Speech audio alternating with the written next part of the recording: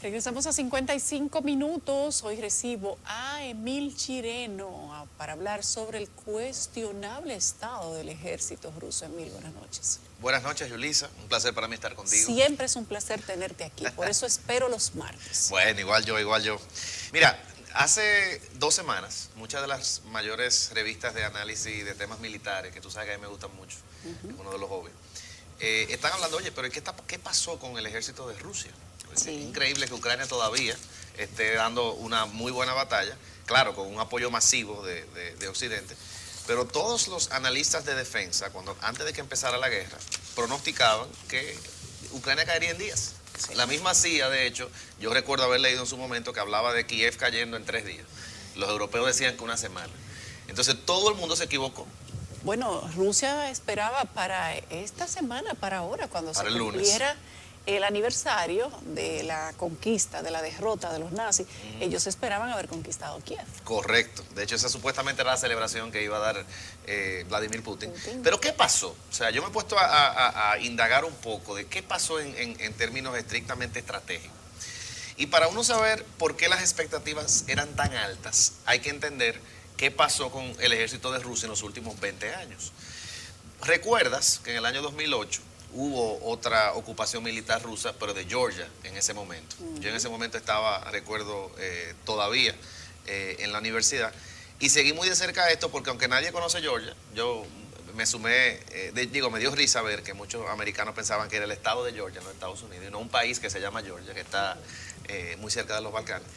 Eso era un país pequeño de 4 millones de habitantes, y aunque Rusia ganó la guerra en ese momento, muchos reportajes salieron de que los soldados tenían que usar los teléfonos celulares porque las radios no servían, que los helicópteros se estaban cayendo por falta de combustible, o sea, cosas como que no eran propias de un ejército militar profesional como el que ha tenido siempre Rusia. Entonces, desde ese momento, Rusia empezó a incrementar de manera significativa la inversión pública en su ejército. Redujo el tamaño bastante. Entre 2010 y 2020, Rusia compró más de 600 aviones militares, más de 800 helicópteros, más de 2.500 drones, hizo un ejército profesional y uno veía constantemente todo el tiempo los avances, que los nuevos misiles, que las nuevas tecnologías y bueno, hubo resultados. Recuerda, por ejemplo, que la caída de Bashar al-Assad en Siria, cuando comenzó la revolución en Siria, no ocurrió por el apoyo militar de Rusia. Rusia tuvo una intervención militar exitosa, digamos, en términos estratégicos, para ayudar a un dictador, que usted puede cuestionarlo, pero militarmente lo hizo, lo logró. Entonces, obviamente las expectativas eran muy altas. Pero hay otro dato que mucha gente no sabe.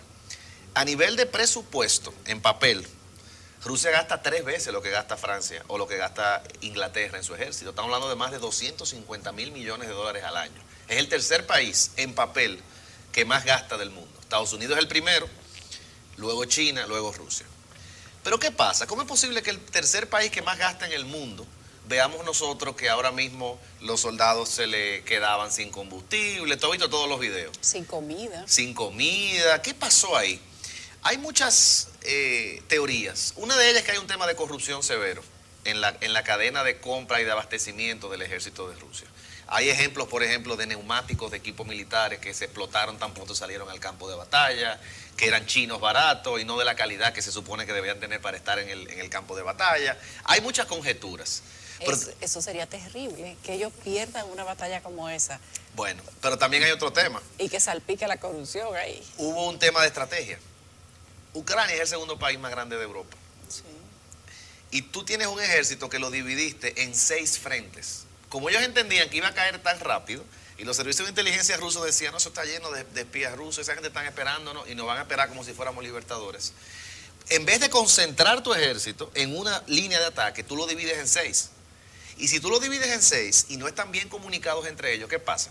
Que en vez de funcionar como una fuerza conjunta, lo que hace es que se convierte en 6 fuerzas separadas, que no se comunican bien entre sí y que cada una tiene sus problemas de logística. Entonces eso es algo que para nosotros que seguimos estos temas y siempre hemos visto con admiración las capacidades militares de Rusia, que resulta muy decepcionante.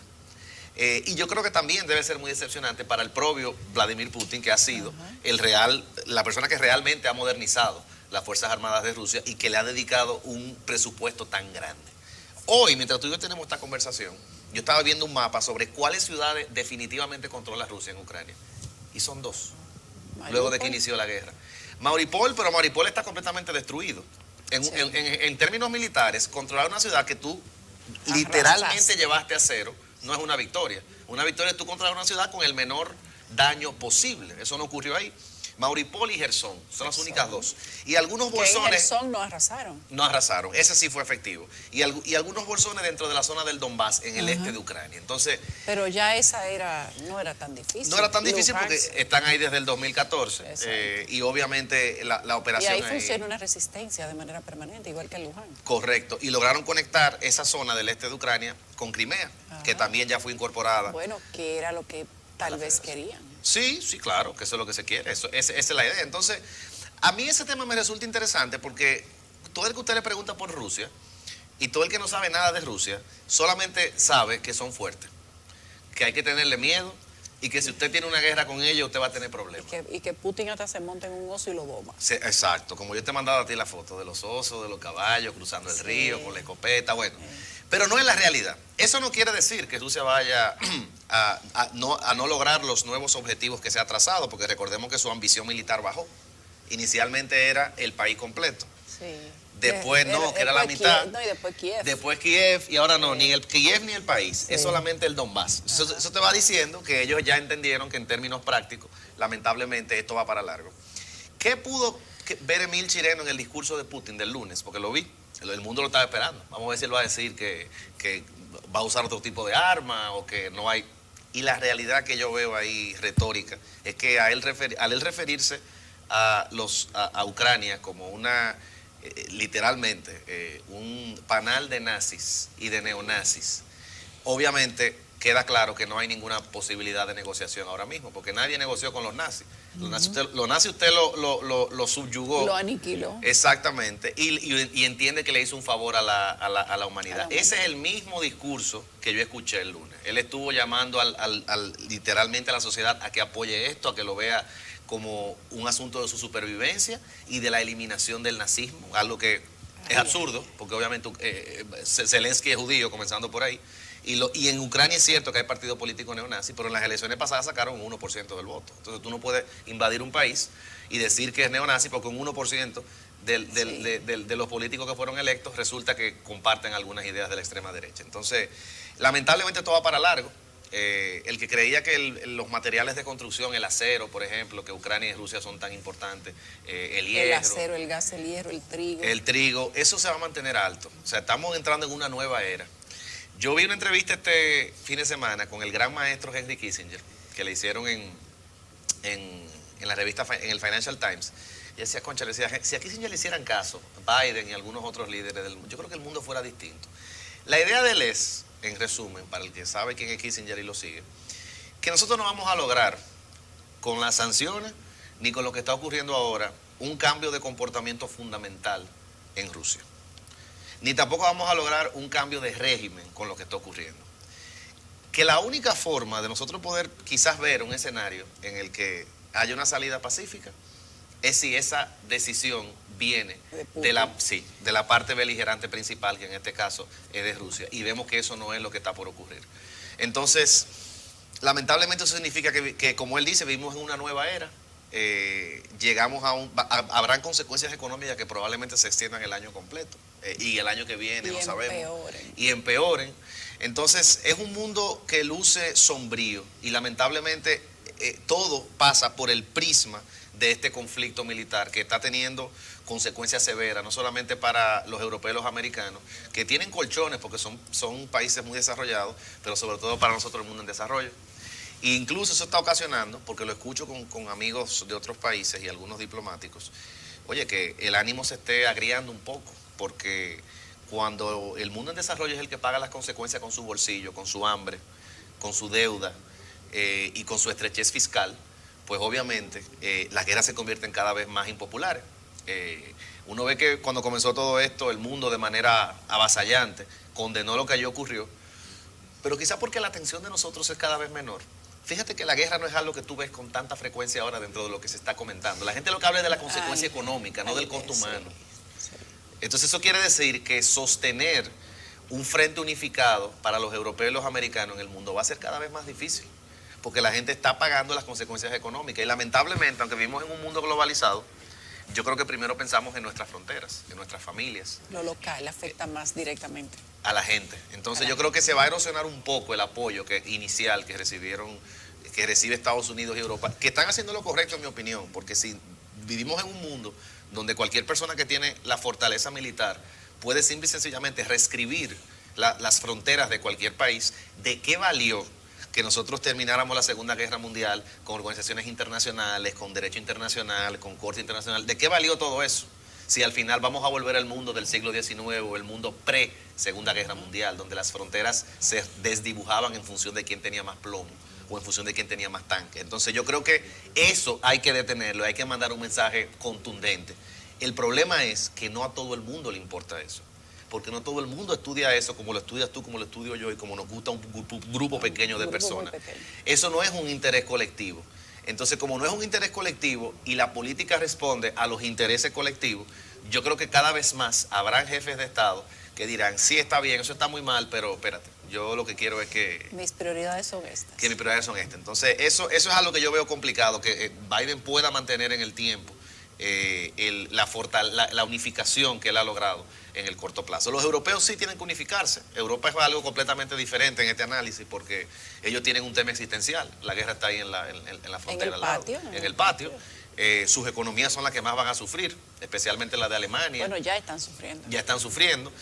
Tan solo en el hecho de tener la conversión de la moneda, porque Putin ha establecido que si no le pagan en su moneda simplemente no va a despachar ninguna mercancía. Sí. Eso hace ya que empiecen a tener un costo económico. Sí, sí. Pero también yo creo que al final del día, en el largo plazo, si pensamos en 2 o 3 años, esto va a causar un daño permanente a Rusia, muy, muy grande. Porque yo creo que con lo único que tú no puedes jugar en el libre mercado es con la idea de que tú eres una fuente confiable de algo. Si yo dependo de ti para que tú me vendas tornillos, en la nueva era eso es así. Eso es así. Y tú un día te molestas conmigo y no me vendes los tornillos que son indispensables para yo hacer mi casa. Entonces yo voy a evaluar o a reevaluar mi dependencia contigo. Claro, como lo está haciendo Alemania con el gas. Y el mundo entero. Estados Unidos lo hizo con el COVID, con los medicamentos. Recuerda que la India y China, los productores únicos de una gran cantidad de medicamentos que el mundo necesitaba. Llegó el COVID y si ellos no producían, no habían. Entonces ya el dogma del libre mercado, la idea de que vamos a producir donde sea más barato porque el consumidor quiere el precio más barato, pasó a un segundo plano. Ahora es la seguridad nacional. Y ahí es que está, como yo he venido diciendo, la gran oportunidad de países como nosotros, con la idea de que hay que relocalizar la producción de muchas industrias cerca de las fronteras de los mercados. República Dominicana es un potencial destino de muchos productos que se pueden fabricar aquí América. Para el mercado norteamericano Unidos. Esencialmente, ¿entiendes? Hay si se quiere, un retorno a la frontera ahora mismo en lo internacional, hay un acercamiento a las líneas de abastecimiento seguras y eso significa 2 cosas, oportunidades para nosotros los chiquitos y precios más altos, porque la razón por la que un celular es tan barato o la razón por la que usted puede comprarse una laptop todos los años es porque se produce la laptop y el celular en el lugar más barato. Claro, porque se produce en un lugar donde la manufactura es HL. Correcto, pero yo no sé si ahora ese sea el imperativo, especialmente en las industrias estratégicas. Pero fíjate cómo los transistores, los chips, los interconectores no se han podido fabricar. Correcto. Eso va a replantear el mapa otra vez. Lo va a replantear otra vez y vamos a volver a un mundo de precios más elevados, de fronteras más rígidas. Pero con seguridad de mercancía. Pero con seguridad de mercancía, porque la seguridad, como te dije, es el nuevo paradigma. No es solamente la eficiencia económica, seguridad primero. Y yo no estoy seguro que ese sea un mundo mejor que el que teníamos anteriormente. No, creo que no, de hecho, porque para nosotros los consumidores tenemos que prepararnos para pagar más por todo. Queríamos mejores precios. Sí, y eso ya se terminó.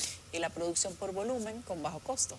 Correcto. Ahora, esto va a cambiar. Vamos a querer una producción segura, cercana y sin miedo o sin muchos temores, aunque haya que pagarla más cara. Aunque haya que pagarla más cara. Entonces, nada, ojalá que logremos nosotros los dominicanos atraer muchas inversiones para que se sigan produciendo cosas aquí destinadas al mercado norteamericano, porque se abre una oportunidad. Y Dominicana, a pesar de todos los problemas que tenemos, increíblemente, el turismo, como tú sabes, se ha mantenido pujante. O sea, nosotros tenemos ahí una oportunidad hasta de imagen, diría yo, sí, que tenemos que capitalizar. Ojalá hay que capitalizar. que la capitalicemos. Hay que saber capitalizar. Sí.